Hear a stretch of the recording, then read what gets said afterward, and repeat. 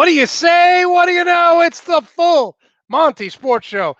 It is October 25th, 2021. I am your host, Monte Perez, aka the Sports Whisperer. I want to thank everyone for watching yesterday's show. Listen, if you missed yesterday's show, you missed an all-time great guest.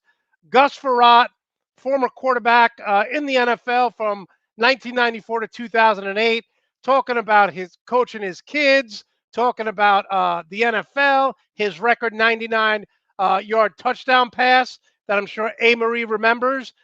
He's in the record books for that. So he was a great guest. He's going to be on in a couple of weeks again. So thank you all for watching. Thank you for the emails. Big round of applause for Gus Frerotte. Absolutely just, normally we have guests on 20, 25 minutes. He stayed on for 45 minutes. So we really appreciate it. Big round of applause to him. And a round of applause for you. If you like this show, feel free to give us a thumbs up. And feel free to subscribe to the Nuts and Bolts Sports YouTube channel. A lot of people still don't know about the Monday show. They watch the Sunday show and they're like, oh, I didn't even know you had a Monday show. So we're building the audience. I'm doing that with you guys, and I'm doing that with great guests like Brad Ward, like Daniel Godwin, like A. Marie. How you guys doing today? Fired up. What's up? We are fired up. Daniel, I'm going to start with you because I was listening to your live stream yesterday, and you said something, literally I laughed out loud. You apologized for about 30 seconds. You said, I'm sorry if someone is short, if you're under 5'8". I don't mean to offend you, but I'm tired of 5'8" wide receivers on the Bears. Yeah. Explain that, please. Well, I mean, we're stuck with, little guys, 5'8", 5'6" guys that are running around. Of course, they have the speed, right? And that's something that you want definitely on your team. But these guys can't get off the line. They're small targets, so the windows in the NFL are already small, and they're even smaller with little guys like that running around. So that's what I mean by it. We got Damiere Byrd and Marquise Goodwin. I think Marquise Goodwin is a little, a tier above somebody like Damiere Byrd. But that's what we have. We got Darnell Mooney. Mooney's a good wide receiver, but he's on the shorter side as well. And I'm just tired of having the smaller wide receivers. I would rather have some size out there. I think that helps and aids a young quarterback to give him a large target to throw to. So if you're not going to utilize your big tight ends, you might as well have some size at wide receiver. Yeah, listen, I love having Devontae Adams, although I just found out he's on the COVID list. So that is just terrible. All right. Great news. What's that? Great news. Crazy. So we're going to get to all this. We're going to talk NFL around the league. Daniel, let's start with you. 35-3, never in the game. At what point is this Nagy? At what point is this town? If Tampa Bay is elite, how far are the Bears from being a playoff team? Well, Tampa Bay is elite. Let's put it like that. They have a nice offense. Defensively, they're lacking. They're not what they were last year, of course. But when I look at the Bears, we're far from being an elite team. We are possibly a playoff team, though. The team is 3-4 right now, so it's not time to throw your hands up and say, hey, forget the season. We're done with it. But at the end of the day, there are some things that have to go on in this situation, and the Bears have to really pay some attention to some things, especially Matt Nagy. Matt Nagy has to go. I'm of the mindset, fire him now, and I say it's because of his track record. In 2019, the Bears went on a 4-game losing streak. In 2020, they went on a 6-game losing streak. Right now, they're on a 2-game losing streak. Does it just continue to get worse? That's my question. So, I haven't seen any type of turnaround, any type of response from the team. No kind of desire to play. Once they got down 21-0, the defense basically gave up, and it is what it is, And true enough, you can't blame the defense so much for that type of mentality because the Bears are averaging 14 points per game right now. Well, and actually, Dan, I did like the fact that they stopped them on 4th down. They showed a little pride there. Getting word that we're having problems with the chat room, so just text me, hit me up on DM, and I will tell people what you guys are saying. Andrea seems to be the only one who can get through. I have like 5 texts. They say, you're saying fire Nagy now. Yeah, Is that get rid going to of him. happen or it's not going to happen? No, it's not going to happen. The Bears are not an organization that fires somebody in the middle of the season. Even though I think they should. I think it's well documented, and everybody in Chicago. I mean, it was chants during the game.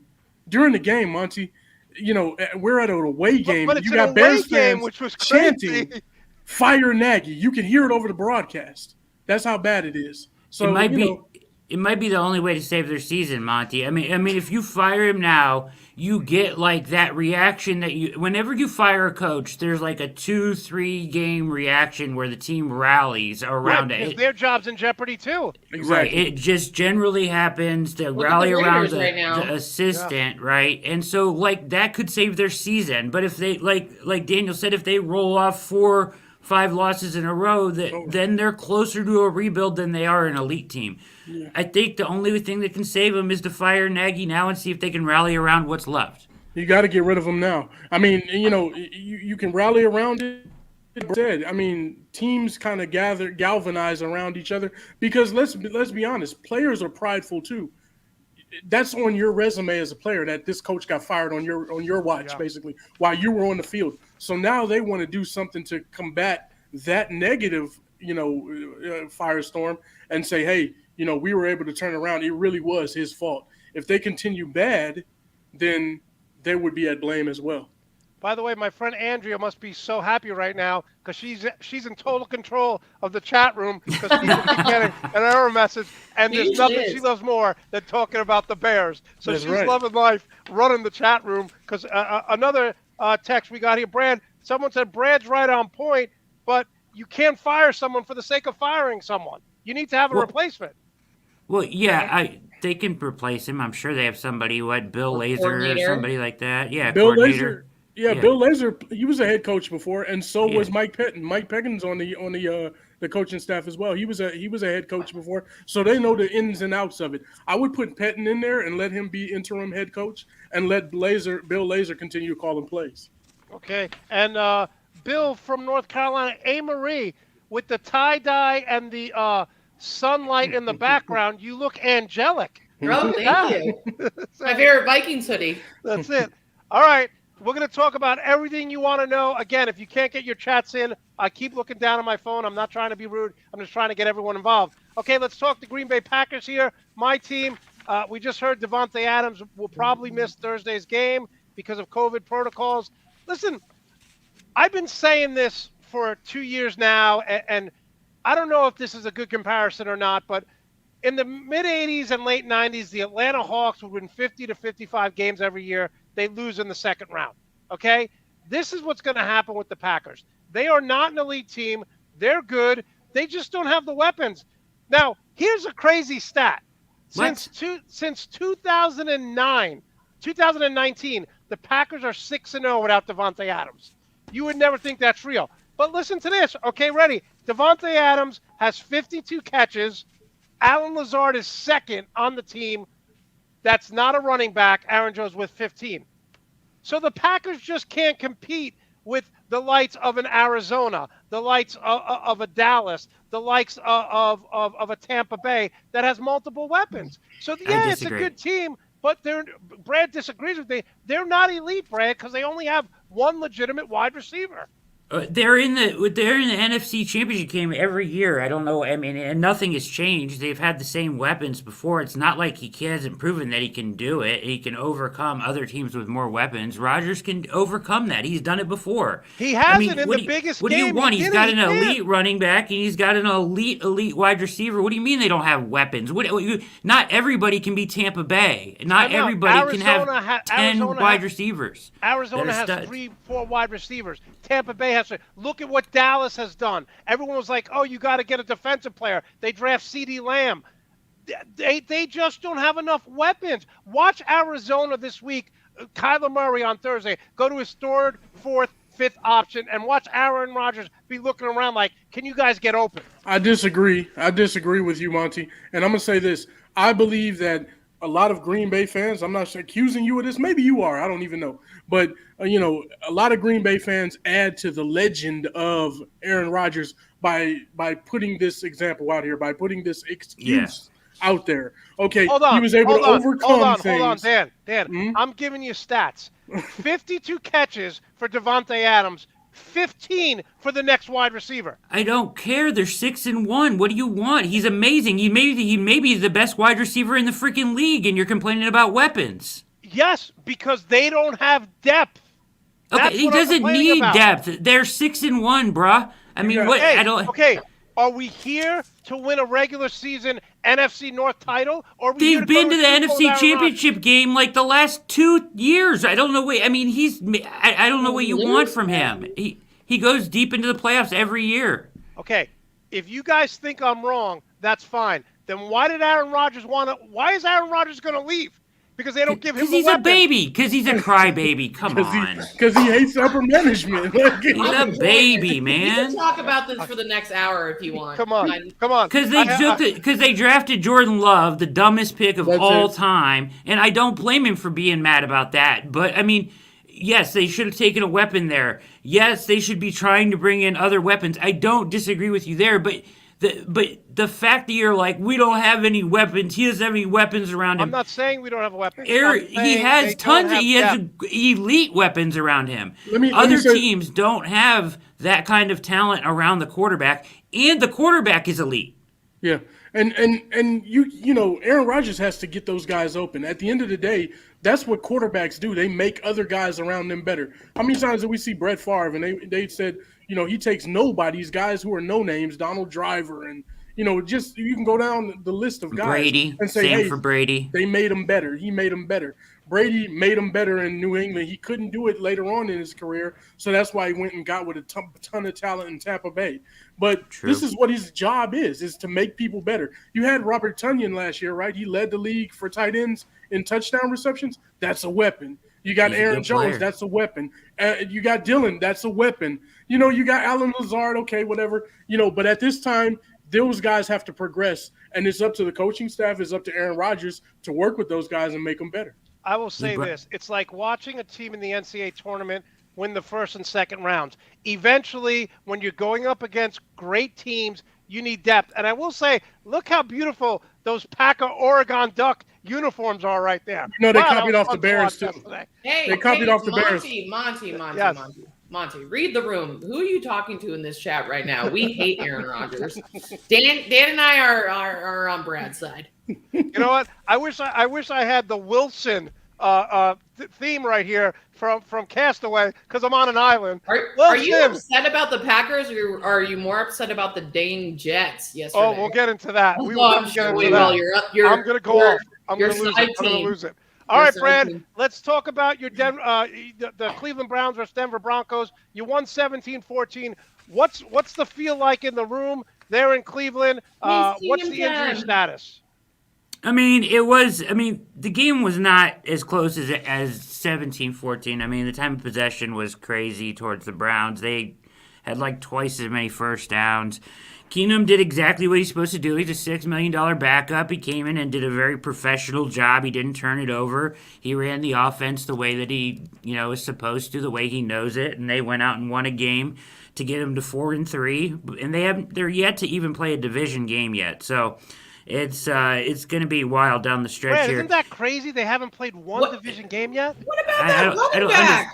I don't understand the scheduling is jacked up. And then the stupid Ravens bye week Ravens, which I think plays to their advantage, but still, yeah. I mean, we've known. I mean, Dearness Johnson is a stud. We've known he's been a stud. He looked good last year. He finished off a game when Chubb was out. But he is very, very good back. But when you have three backs that all run the way that these guys have this year, it's not so much the back anymore. Let's give credit where credit's due. It's the offensive line, and it's Bill O'Brien, and it's the play calling. And he was tremendous, and I love the story for Dearness Johnson.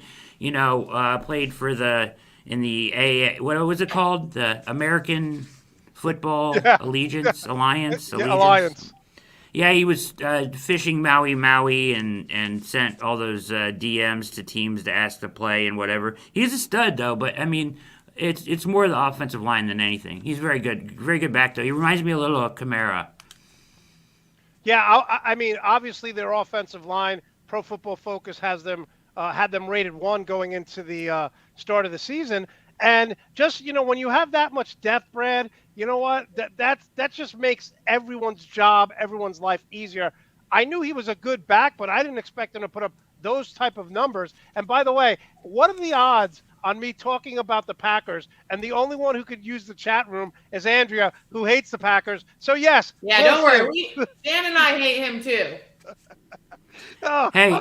I'm just getting abused here.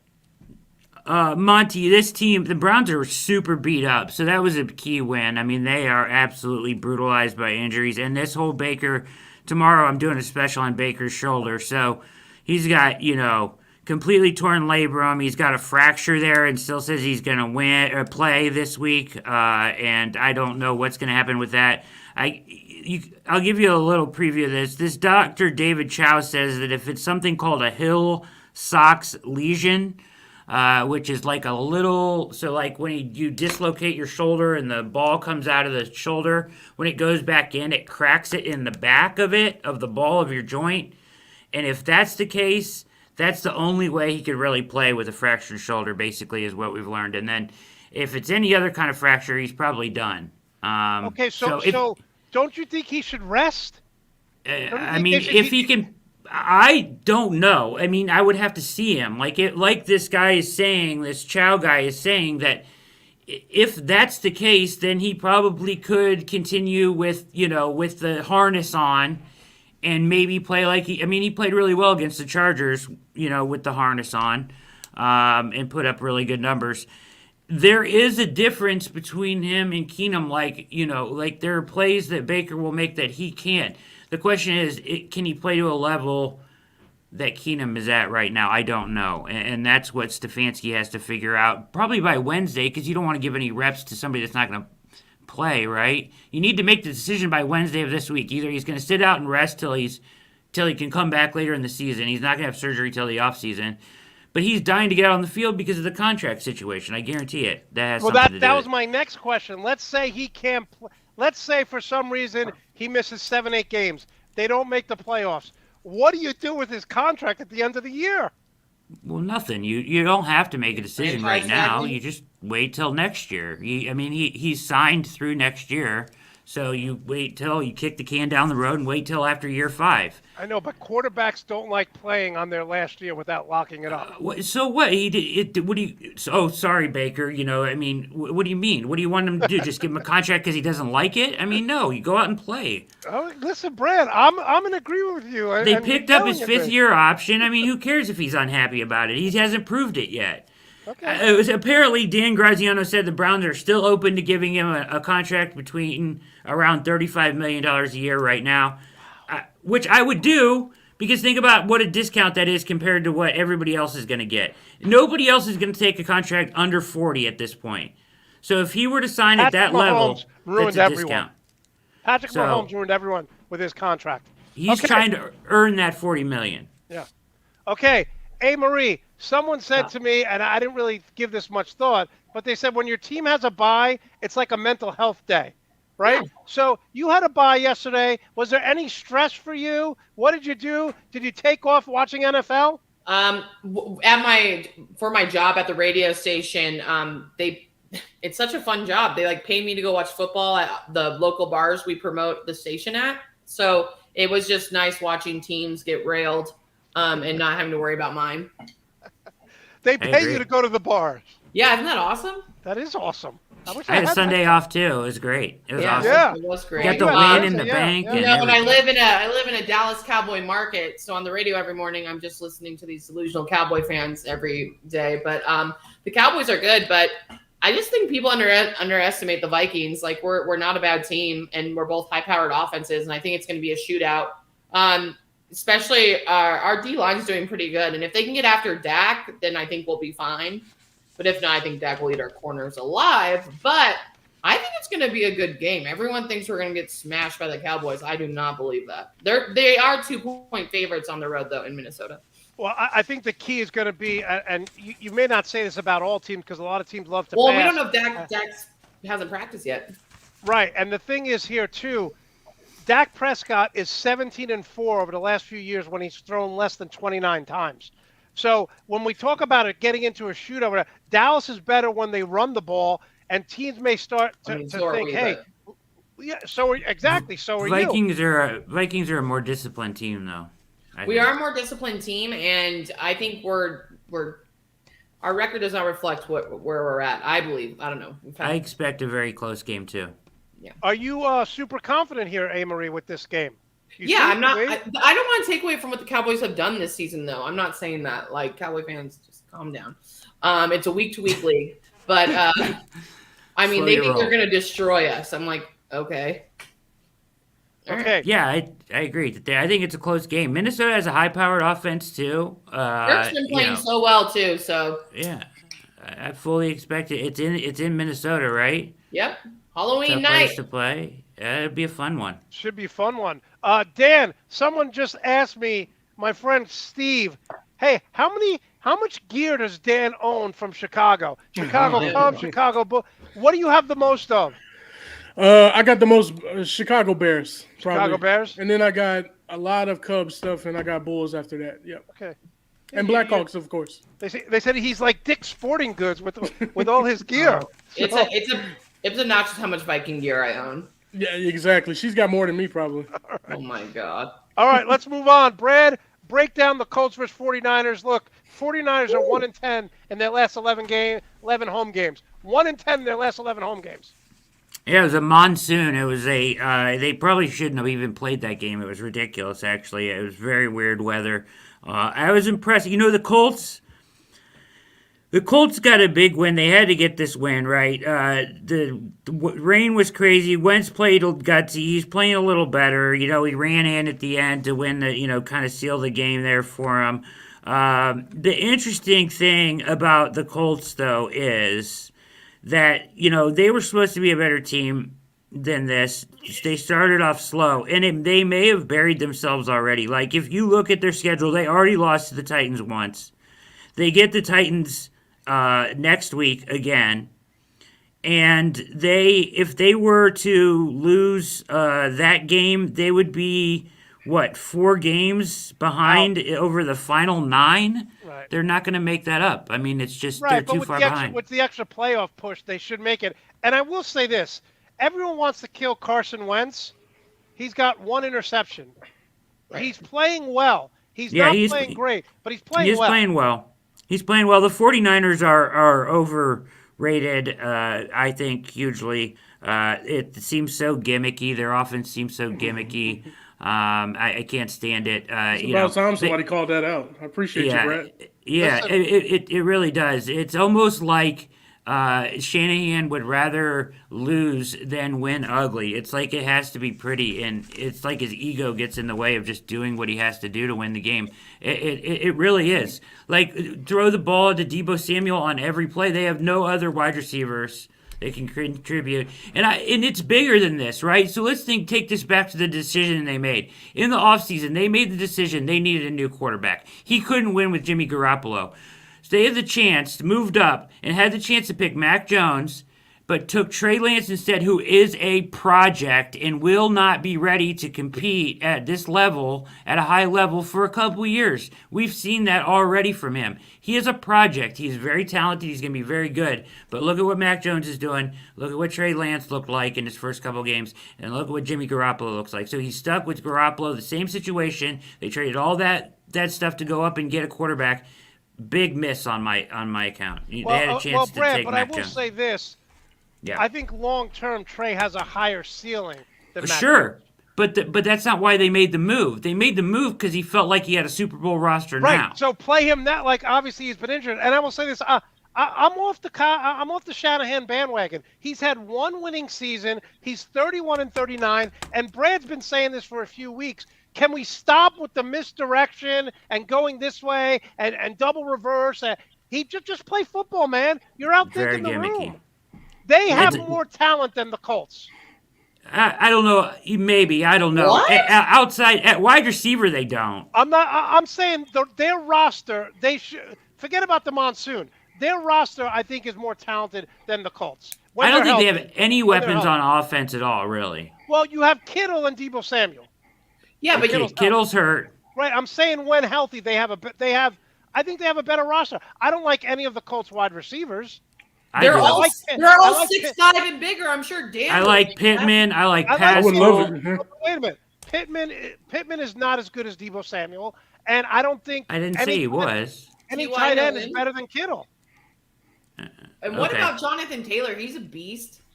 Yeah, Jonathan Taylor is crazy. He's tough. I love Jonathan Taylor. I have my fist. I mean, they're running the ball with Elijah Mitchell, and they're throwing the ball to Deebo Samuel on every down. I just and it's all misdirection. It's all gimmicks. It's nonsense. It's painful to watch them try to move the ball up and down the field. I get very frustrated because my dad coached Juszczyk. I've told you this before. Yeah. The fullback on the team. So obviously we're like somewhat invested. He's a close family friend of ours, and so we're obviously always rooting for him. And it's a pain in the ass to watch that offense right now. No, it's really ugly. I'm off the Shanahan bandwagon. All right, I want to talk about the Atlanta Falcons versus the Dolphins. Ugh. The Atlanta Falcons are not bad, man. I'm telling Why? you. I watched Why this talk game. about this? I mean, Miami's awful. Miami's awful, but I will say this. Tua, over the last 2 weeks, has played well. He had 2 interceptions, but he completed 32 of 40 passes, 4 touchdown passes. And I got to tell you, it's not Dunzo. Tua's fault what's happening here. It's the Miami defense that they spent all their money on. And my boy Kyle Pitts had 163 receiving yards, made big play after big play when they needed him to. It's the most receiving yards by a rookie tight end since 1970. It's not the offense in Miami. It's the defense that's killing them. They can't get a stop. This is a cautionary tale about the NFL. You think you have a great coach, up and coming coach. Everybody was ready to crown Brian Flores Yes. as the next Yeah. great thing, and look how quickly that has changed. This happened to several different coaches. Matt Nagy being one, Shanahan being another one. I'm not sold on the Dolphins' offense either, though. To be honest with you, I'm looking at that game yesterday, and Atlanta's defense is putrid. It's pathetic. It's bad. So they should have taken advantage of Atlanta's defense. Everybody in the league does. So I'm not sold on their offense yet. I'm just saying Okay. they're not as bad. They're getting better every week. I mean, yes, they played bad teams, but Brad said going into the season, I had the Dolphins winning 11 games because last year they won 10 games. Tua was hurt, completely healed. Off season, everyone was crowning Flores as the next great coach, and their season's over. Their season's over. All right, let's move on. Danny, your thoughts? I don't understand what the hell's going on. Is Joe Burrow the MVP? Is that what you're telling me? No, not yet. We Whoa, can't jump whoa. the gun on that. We can't jump the gun on that. I mean, hey, more so than Burrow, I'm going to talk about Jamar Chase. I think he's the X factor out there. He's what's Rookie of the making year. Yeah, he's the making Joe truth. Burrow look really good. So, what do you have? 8 catches for 201, 207 yards, something like that? And So, remember, he Fastest couldn't catch it in receiver ever. preseason. He saved He my couldn't catch it in fantasy preseason. yesterday. did you Fastest guys see that receiver one catch? ever where to he- 724. Yeah, it's amazing. What he's doing out there is amazing. And he's lived up to the hype and all that. All the talk in the preseason about he couldn't see the ball, and that's all fixed. And that that's a distant memory now. I think these guys have something cooking down there in Cincinnati. Right now they're flying under the radar. As teams start to prepare more for them, because teams are probably overlooking Cincinnati right now. So as they get more attention, they'll come back down to earth a little bit. But man, they have a lot, and it helps a lot when you have that running back that they have. They have a good running back in Joe Mixon. When you can hand the ball off and you can do play action, and then you have these weapons on the outside and Jamar Chase and T. Higgins and things like that, man. And then Uzota, with the tight end, he's stepping up really big too. Yeah. Yeah. So, they played really awesome. well. Joe Burrow, I saw him against Green Bay. He made a few mistakes, but this kid has no fear. No fear. He gets hit. He throws a turnover. He's got a quick memory, and it seems like his players absolutely love him. Like will run through a wall for him. Yeah. It speaks volumes too when you have a team and they put together, weapons around the guy. You got Joe Burrow, and you don't just lean upon him to say, "Hey, go out there and make magic happen." Right? You got T. Higgins, you got Tyler Boyd, you got legitimately 3 guys that could all be number 2 or number 1 receivers in the other teams. So all 3 of those guys are really good weapons to have. your tight end, your running back. I mean, they're loaded at skill position players, and it's showing right now. Yeah. Couple things. Go ahead. I just want to. I saw breaking news that Joe Flacco is going to go to the Jets. I just got a text. Didn't he Just already let do you- that once? Monty, I Didn't just we- want to give you the breaking news. Didn't we watch this movie once already? Let me just say, I'm not gonna. All right, I'm not not to interrupt the game, but I had to tell you, as a secret Jets fan, I had to pass the breaking news. I'm not gonna tip my hand, but I will say this: everyone has that friend or family member who they may be good people. They're just a disaster, right? They get a new car, they get into an accident, right? They get a new job, the job closes. It's always drama. Something. So when the Jets, I'll go back a little bit. When the Jets got Darrelle Revis the second time from New England, I said, wait a minute. Am I supposed to think the Jets are smarter than Bill Belichick?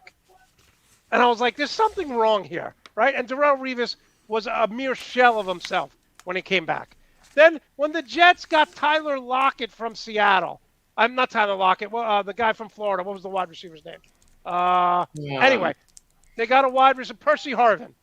They got a wide receiver. I love Percy. Right, they got a wide receiver from Seattle. And I'm like, am I supposed to think the Jets are smarter than Pete Carroll? So when the Jets drafted Zach Wilson, I told everyone he's going to be terrible. The team's going to suck. They're going to be terrible. When they hired Saleh, I said, hey, he seems like a good, but it's the Jets. And here's the problem.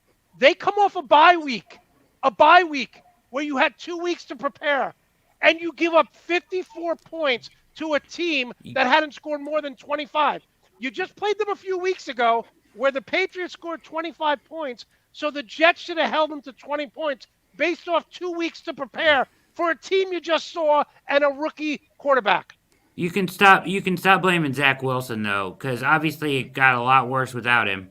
You see how pathetic the offense was yesterday. You like to blame him and call him terrible, but it's not his fault. It's the coaching staff around him is garbage. Okay. You can say that, but it's I will terrible say around this. him. He still makes plays, even when they're trying to. He's running around for his life. He's still making plays. Okay, it's but not his fault. Okay, but I will say this: we know now in year 1 or 2 if you could play quarterback or not. Sam No. Darnold can't play quarterback. Case by case basis. It's not Justin Herbert. It is. Kyler Murray, Lamar Jackson. I'm giving you all the examples of guys. You're giving me examples of guys you know right away. But I can give you guys examples that didn't work out their first couple of years that worked out later. There's very few examples of those Oh, okay. in the last couple of years because quarterbacks now they play 7 What are you on 7 talking for- about? That's all the quarterbacks in the league are guys that didn't work out as rookies. What are you talking about? You named like 4 guys. I'm not talking about working out. I'm talking about guys. Joe Burrow last year made plays. Justin Herbert, even in a lousy Arizona team. And Kyler Zach Murray Wilson still plays. made plays. They just didn't win games. He still made plays. Who made He made plays? bad Tell me- plays, too. I've watched every Zach Wilson games. He's not making plays on a consistent basis. He made no plays. He made no plays. He's going to be terrible for 2 He's reasons. not going to be terrible. He's with the Jets. He's not gonna be Okay, terrible. and they're That's destroying why him. he looks terrible. Okay, He has but- nothing around him. You Okay. cannot judge him off of that. It's not fair. Brad, you're a friend of mine, so we're going to be in contact for years to come. I'm going to beat this over your head. Every You're year. going to try to, but you're going to be wrong in the end, so then you're going to eat a lot of crow. Listen, Okay? that's fine. Bro. Zach Wilson the Jets are terrible. Zach Wilson may be a good pro, but it'll never be in New York. Fine. I agree with totally that. agree. Totally agree. Okay. You cannot come off a bye if you're Robert Saleh and give up 54 points. You know what that means to me? The entire team quit on him. They did quit, and it was sad. And I was going to talk about Salah because, looking around him, it's become more evident that he did a very poor job picking his staff. It's one of the worst staffs in the league. And Other than Jacksonville. Yeah, other than Jacksonville.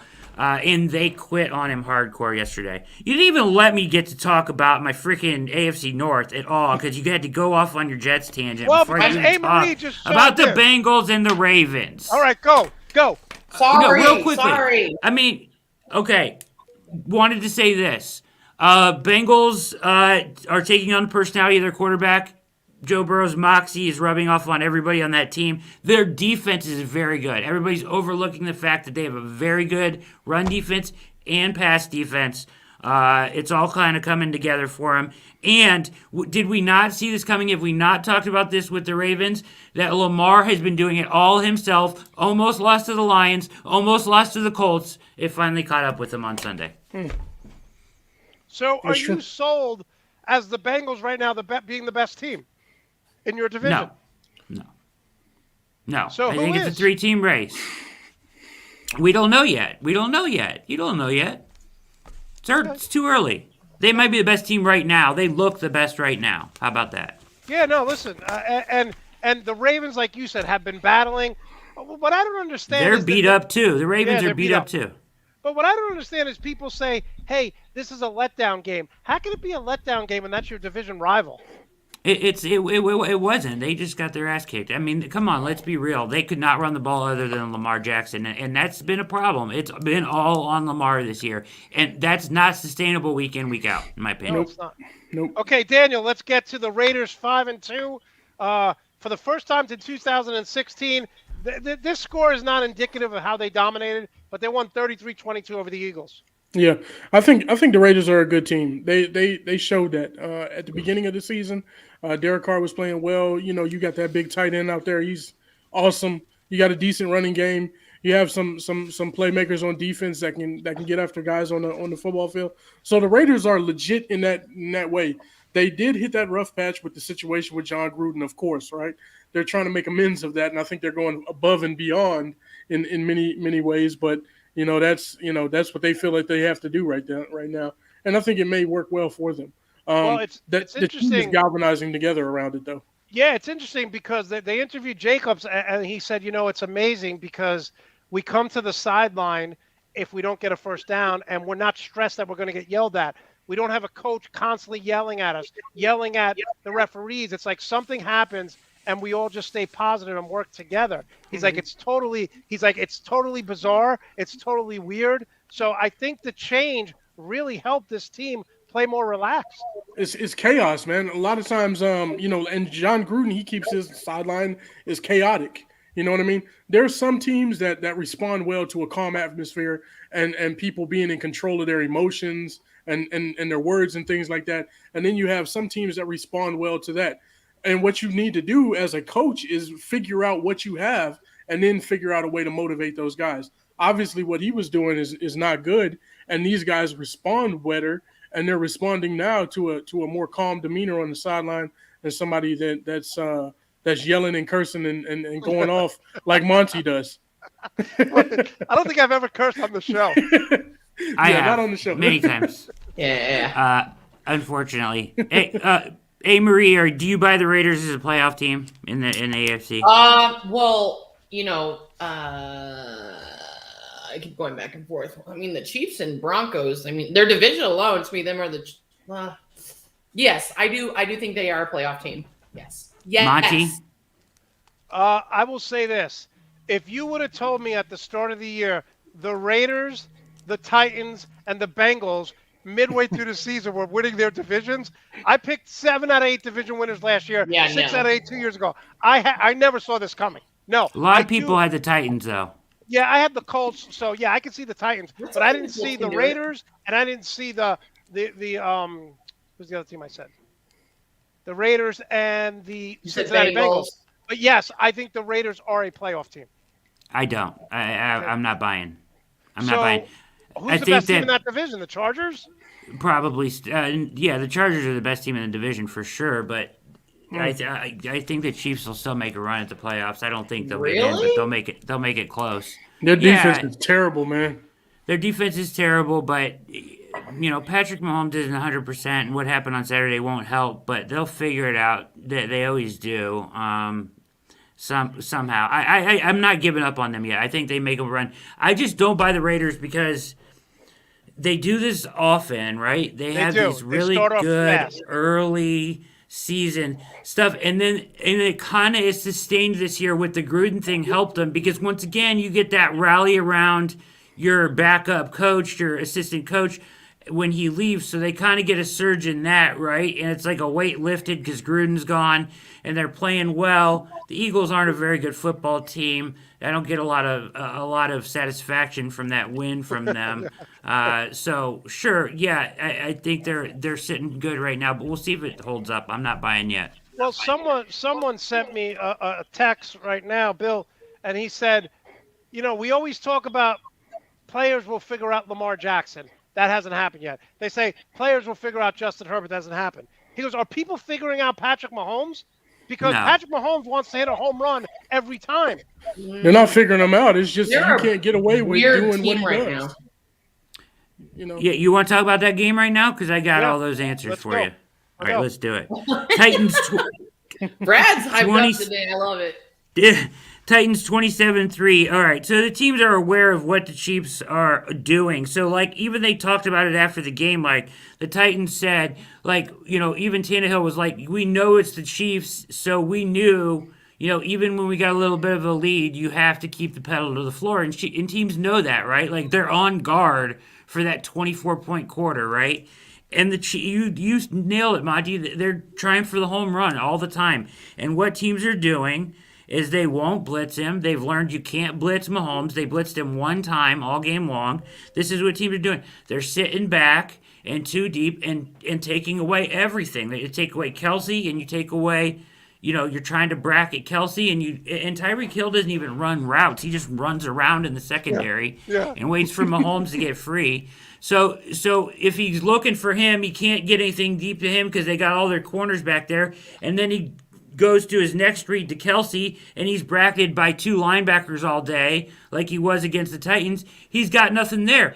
What they have to learn to do, and they used to do it, and they're not doing it anymore, is take the easy throws. Teams that are going to give that to you, you can nickel and dime them all day long, but they don't have the patience to do it. And Patty Mahomes used to do that. Like, that's why I don't think he's 100%. I feel like he's trying, to go for everything, trying to make up for something, because he used to take what was there, right? He used to just throw the little underneath stuff and then take a shot when it was appropriate. Now it's every play. They're trying to get every win back with one throw. Brad, There's a reason why he's doing that, though.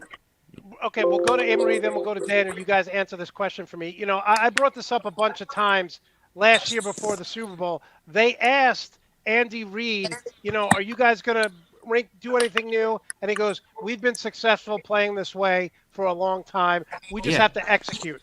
Teams have now adjusted to Andy Reid's offense.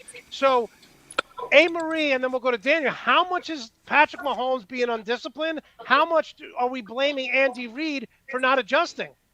Both. Well, their offensive line is trash right now, too. Sorry, my computer died for a second. Their offensive line is atrocious. And, Great point.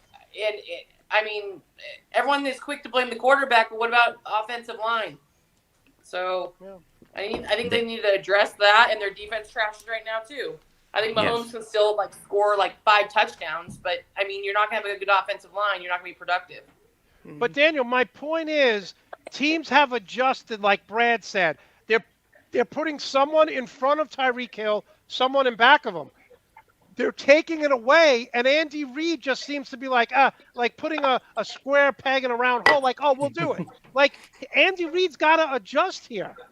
Yeah, I don't think that's necessarily the case. I think it's part of the problem, right? The major contributing factor, in my opinion, is the defense. The defense is not able to do what they were doing before in past years, right? So now when Mahomes and the offense gets on the field, they feel like they got to get the home run score every time because their defense is so bad. When your defense plays terrible, you feel like you got to go out there and we got to score. Instead of we can go out here and we can do what we want to do. We can take the check down if we want to. We can go deep. We can hit the seam. You know what I mean? So on and so forth. Instead of playing that way, they're playing with a little bit more pressure on them. And when you play with some more pressure, then you start to make a couple of mistakes. Let's not get it twisted, though. Mahomes is not playing terrible. He's just not playing like he has in the past. Him and Zach Wilson, 9 interception, lead the league. So he's got 18 touchdowns too, though. He's forcing it. Yeah, he's got 18 touchdowns too. He's got 18. He's got 18 touchdowns as well, though. So, he's still the touchdown to interception ratio is still 2-1. So, Brad, do you Yeah. have stock in Zach Wilson's jerseys or something? Is that why you get No, so I just mad? think you're judging him for the crap that's going on around him. It's not fair. The Chiefs defense plan yesterday was to load up the box and stop Henry. 8-man box 41% of the time, leaving their terrible cornerbacks On in an island. man-to-man. Good night, right? I mean, seriously, what the Good hell were they night. thinking? And they scored 3 points yesterday. So that up to this point they've been losing shootouts, right? And now they're losing 27-3. And let's not forget the Titans just beat the Bills last week. Bills and Chiefs In a back to physical back. game. In a physical game Titans- against Buffalo. I'm buying stock in the Titans. Yeah, Titans have looked really well. Okay, Marie, Rams 28-19 over the Lions. Detroit is Ram it. 0-7. First time they've been 0-7 since they went 0-16 in 2008. Yeah. Listen, I know this. I don't know if you can even say this. They're not the worst team in the NFL, which is sad. Their record, Sean McVay said too. They're like, this record doesn't reflect. I mean, these Lions are having close games. And what's crazy is they controlled the clock and had more offensive yards. They just couldn't score. And they turned over the ball twice. Once again, Goff is just turning over. So I feel bad for Lions fans, as I always do. Right, Dan? I've always felt bad for Lions fans, them being in our division. Dan, do you feel I bad think for the them? Packers feel bad for the Lions. I feel bad for them. That's exactly. I feel the same way. I feel bad for I them. feel bad for no Lions one. Packers feel bad for the Lions. Not much to say about this game. I mean, I don't know if the Lions are. They'll probably win one. Hopefully, I don't know. Well, I You will guys say haven't that they've lost- suffered enough. They barely lost to us, and they barely lost to the Ravens. So Jared Goff has not won a game without Sean McVay. How about that?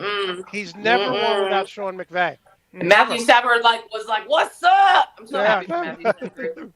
Matthew, hey, So, but is that a Pacer shirt you're wearing underneath? yeah, Oh, wow. Yeah. Look at that. Oh wow, Indiana Indiana Pacers. Pacers. Patriots are Okay. playing right now. Yeah, they are. So, just to put a thing right here. So the Jared Goff experiment, right? I mean, it's a no-win situation for him. Obviously, Matthew Stafford is a clearly better. So if Detroit wins 1-15, like, are you bringing this guy back? Because I got to be honest with you. 2 weeks ago, he looked like he didn't even want to be there. Now he had something to play against his old team. How do you win consistently with Jared Goff? I don't know if you do. I think he might be a career backup. Yeah, career backup, and just I don't know. Lions Him are and- weird. Him and Sam Darnold. Yeah. I Boy, guess he's you could been- give him more weapons, but still, I just. He doesn't have a lot to I work just, with. in I just Detroit. don't think the Lions are the worst team in the league, though. Their record might reflect that. I mean, they don't have any wide receivers. They made a mistake in letting Kenny Golladay go. But I mean, DeAndre Swift's a good player. They got a couple good Yeah, I backs. like and- them. They always have like one really good player, and I always feel bad for them.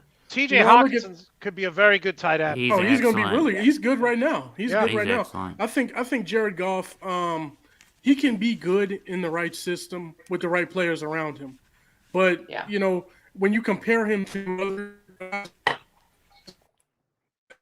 Oh, everybody has to be Brady or whatever. And if you're not that guy, then, you're brushed aside and you're kind of put on ice. I think Jared Goff is decent. He reminds me of Alex Smith, and the fact that he can be a good player in a specific system that suits his skill set. But if you put him anywhere else, then it's not going to be good.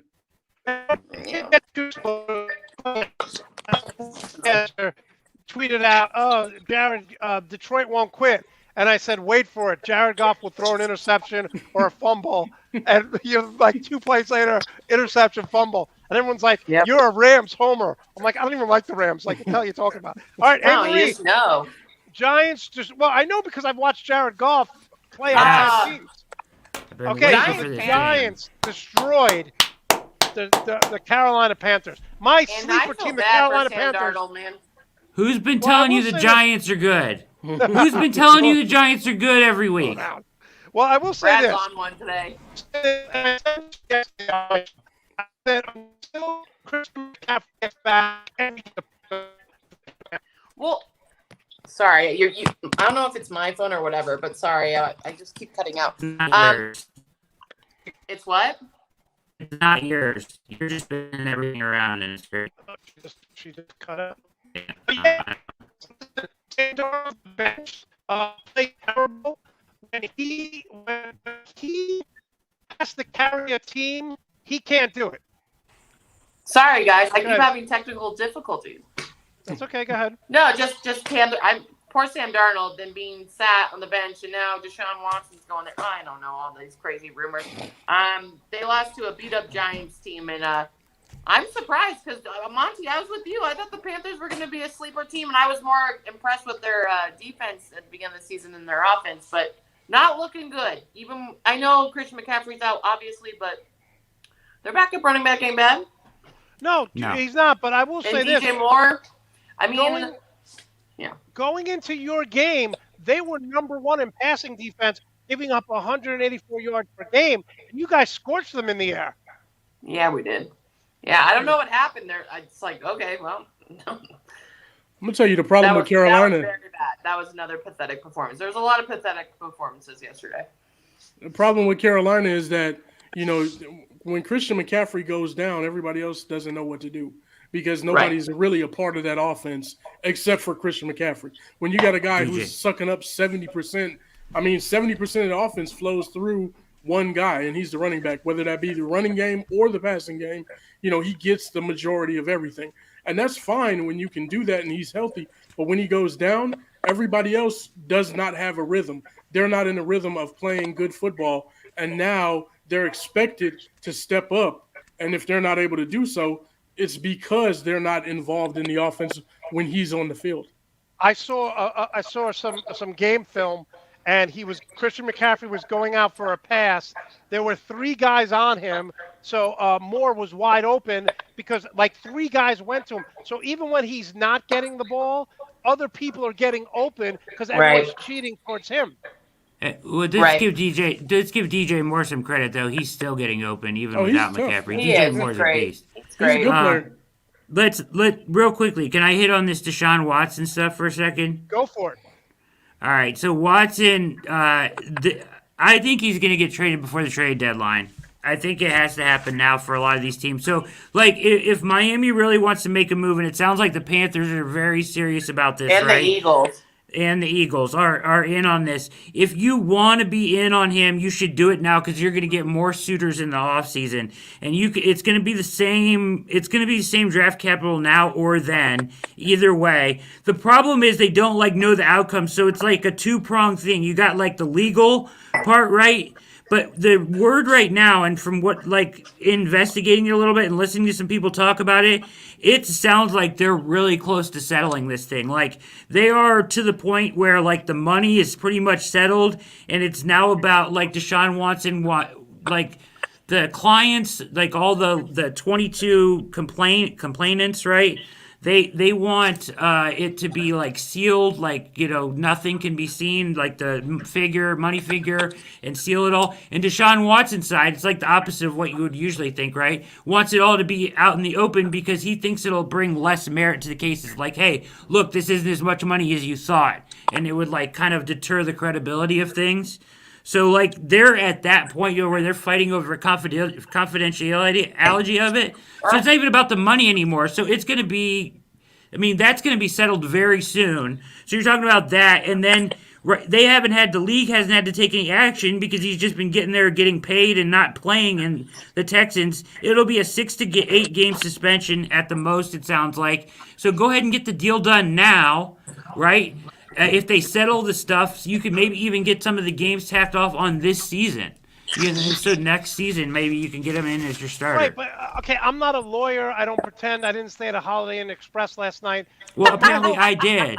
No, but my whole thing is why would Deshaun just settle it and end it, dude? Because no matter what happens, you're already settling in. So there's a little bit of admission of guilt there. Hey, let's settle. Why would Certainly, Deshaun he's Watson? listening to his lawyers, right? Right, Obvi. but So- I would just be, look, let's just settle this and seal it. Move on. He's getting paid not to play right now. He doesn't want to play with the Texans anyway, so why would he be in a rush? Right. Okay, let's start this right now. Marie, we'll go to Dan, then we'll go to Brad. Where does Deshaun Watson end up? Oh man, I don't know. Flacco going to the Jets now. That kind of makes me like think. But he does have a no trade clause, so he's got to approve it. Okay, Yeah, that's he, true. He okay. gets the pick, yeah. He gets the pick. of the my suitors. God, I think he goes Miami. Daniel? I think it'd be a mistake for him to go to Miami. That's a cesspool. I don't trust Right. anything that goes on in Miami, to be honest with Agreed. you. Yeah, I don't particularly trust Carolina as well either. I think you got some better players out there. You got DJ Moore, you got Christian McCaffrey, but how Yeah, you're healthy right. is he? How healthy is he? And if I was Deshaun Watson, I would be content. I'm getting paid anyway. I would sit out the entire season. You're going to have way more suitors in the offseason. Way more. You're going to have possibly New Orleans. You're possibly going to have, what if Tampa Bay? What if Brady ups and retires? We don't know. You know what I mean? Then you walk into a wonderful situation, right? So, there's a ton of suitors that will be available in the offseason. If I'm Deshaun Watson, I would be content with taking my paycheck, not playing a game this season, settling at some point, and then looking for the suitors in the offseason. Yeah. No trade clause. I mean, I guess that's the only way it doesn't get done is if he puts the kibosh on it and wants to see more. I wouldn't be surprised if he took the Panthers. Like if they offered enough, if he went to the Panthers. Listen, I think if I'm him, I go to the Panthers. Undoubtedly, I go to the Well, Panthers. yeah, with the roster, yeah. with I the like roster. I like the coach there. Good I like point, Matt guys. Rule. I think they have a pretty good defense, and they're ready to try to win. Now they proved that even by going out and getting corners after they lost their starting corners this year. They tried to go supplement other guys, so they're willing to try to spend right now, and I think that makes a lot of sense if they're trying in win now mode with Matt Rule and everything. Also. I do think the Texans, just to throw this out there, would probably take a little bit less in compensation to move him to the NFC. Yeah, I agree with that. Yeah. Listen, if the 49ers didn't draft Trey Lance, they would be suitors for Watson. But they went with Trey Lance, so that's obviously going out the window. Okay, we got a big game tonight. Playoff implications. Listen, Geno Smith has played well, but their offensive line has been terrible. Okay. Brad, you are, I think, 9-2. I'm Dang it! Marie, you are 5-4, 4 games back. What is happening, Marie? Oh my god! Because I can't pick teams I like. I mean, I dislike. That's like my I'm not friend gonna Andrea. pick the Packers. She picks the Bears every week to win. You got to. So All right, Marie, who you going with here? Saints. Ooh, Daniel, who you going with? I'm going to go Seahawks. me too. Brad? I got Seattle at home. I'm Ooh. taking the Saints to win. Although Pete Carroll is 11-2 on Monday Night Football games. 11-2 on Monday Night Football games. Okay, to the Thursday night game. We have Green Bay without Devontae Adams over Arizona. Marie, who you taking? Let's go Cardinals! I should have worn my shirt that says I'm a fan of whoever's playing against Green Bay. Hell yeah! Brad? Let's go Cardinals! I'm gonna risk my lead this week. I'm taking Seattle, different than you, Monty, and I know you're gonna take the Cardinals because you've been dogging the Packers all weekend, your own team, and they don't have their best wide receiver. But I'm taking Green Bay in an upset. Okay, Brad, you're up 1. I am taking the Saints, and I'm also taking Green Bay. I just don't think teams go undefeated. I think Arizona didn't play that well against a bad Houston team who's now been outscored 100 to 8.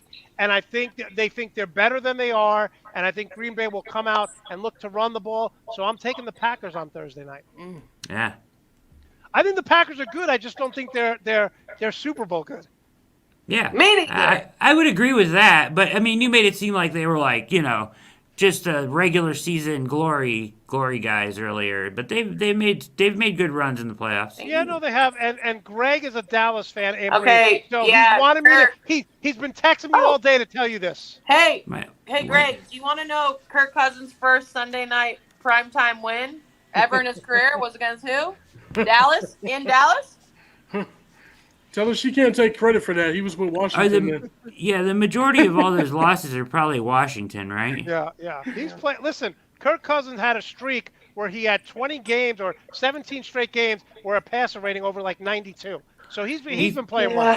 He's balling out. I'm convinced that style of offense limits the numbers on a quarterback a little bit, just because of the run and the tight ends and stuff. Listen, when you have Dalvin Cook, give it to him 30 times a game, just like the Titans. Everyone says they're going to stop Derrick Henry. They never do. I feel the same thing about Dalvin Cook. You could give it to him 30 times. He's going to get 150 yards. Yep.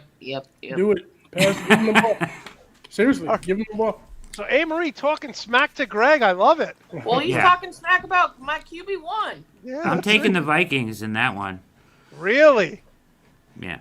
Wow. I told you I'm not sold on the Cowboys all the way. Well, going into last week, I think I had Like two that. losses yesterday. Obviously, I picked Carolina. I am 55-22 picking games on the year. So come check me out Sunday, 11 a.m. Eastern Time. Hey, Marie, how can we follow you and your radio show? Sorry about the technical difficulties. My lighting went out. I don't know what the heck's going on. You did great. It wasn't even you. I was like, dang it. No, but like my ring light went out. I'm like, what is going on? You can find me on the Sports Animal 610 95.9 FM, Monday through Friday, 7 to 10 a.m. And I have a bunch of podcasts, and come watch me do comedy. People want to know, again, they keep, for some women need to know this answer. What time do you get up in the morning for your 6 a.m. show? I get up at 5:30, like 5:30, 5:45. So if it's a late Sunday or Monday game, do you go in at halftime and go to bed? Yes. And it's so funny because Kyle keeps making fun of me because I'll go to bed and then Sunday night turns into a crazy game. But during Monday- games, I have Mondays to stay you're up the whole exhausted. time. What? Mondays you're exhausted. Yeah. Oh, yeah. All right, Dan, listen to your live streaming. You apologize to all the short people in the world yesterday. Don't apologize I for did. short people. I apologize. I didn't want to make anybody feel unworthy. You know what I mean, or small. Except if you're a I wide didn't want to make receiver. you feel small. Except if even you're a though you wide are. receiver. Exactly. Yeah. Unless you're Demir Bird, who's 5'6". Yeah. But check me out on at Dan Goodwin III. We got the Three Kings in the Midway podcast. And Monte, I was here today, and believe it or not, I had a wisdom tooth pulled, but I wanted to be here for your show. Wow, look So I at that. appreciate it, man. Wow. That is good. Are you in pain? Good stuff. I'm not in pain. I'm okay. I'm good. You get a round of applause for that, and you get a little shot right there for you. Appreciate You it. gotta, Numb you gotta numbers. take it easy. You gotta take it easy when you get your wisdom teeth out. I got what's that called? Dry sockets. If you Oh, get, yeah. I No, had I'll to be put good. I'll be tea good. bags on it. They make you put tea bags in on your teeth. It is Green tea. disgusting. I'm getting my doing wisdom teeth, one of my wisdom teeth pulled in like 3 weeks. So I will be in a lot of pain. I'm getting it on a Friday. So No. I'm taking, I won't have to do anything Saturday and be ready Sunday. All right, Brad, how many subscribers do you have now? 25,000? It's unbelievable how many people subscribe to your podcast. I don't know. It's over 1,700 on the YouTube channel. So yeah. And you've been doing it for how long? 8 months. That's insane. Man, that's crazy. Yeah, so we're doing work tomorrow night. The curious case of Baker's shoulder, featuring Brian Scott, is joining us. He is a retired sports medicine doctor, and he'll be with us to break all of that down and figure out whether he should play, if he can't play, what's the actual Is he gonna risk his career if he goes out there? What the heck is going on with his shoulder? So we're gonna get his take on it. I already have Dr. Chow's take on it, and we'll play that too. So we're gonna kind of break it all down, deep dive his shoulder condition, and see what the hell is really going on. And then we'll probably find out on Wednesday because Stefanski will have to talk to the press. So Okay, last question for all three of you guys. We'll get you out of here. If you had to pick one division, the AFC West or the AFC North, to get 3 teams in the playoffs Bengals, Bengals, Ravens, Browns, or are you going with the Chiefs, Chargers, Raiders? Who are you North. taking, Marie? North. AFC North. What? Yeah. So I'm you're taking the not. North as well. Yeah. So who's not making it in the AFC West? The Chiefs. The Chiefs. Wow. Wow, Daniel, you just said it. Don't count the Chiefs out yet. Yeah, I but said that, yeah. I think they'll rally. I don't think they'll get in. It's gonna be tough. Wow. They got an uphill battle. Great end to the question. All right, guys, we'll see you next week. Daniel, thanks for hopping on. I hope you feel better, yeah, my Dan, friend. feel better. Thank y'all. I appreciate it. Thank you for having me. Great job, Brad, Daniel. Great job, Marie. Thank you. Marie, we saved you for last. All right, I want to thank everyone for tuning in. Again, if you missed any part of the show yesterday, you definitely want to check out former NFL quarterback Gus Frerotte, who really did a tremendous job talking all sorts of football stories, players, coaching his kids. It was a great story. Yes, I was alone with my Green Bay Packer take, Wilson, and in the immortal words of In Sync, bye.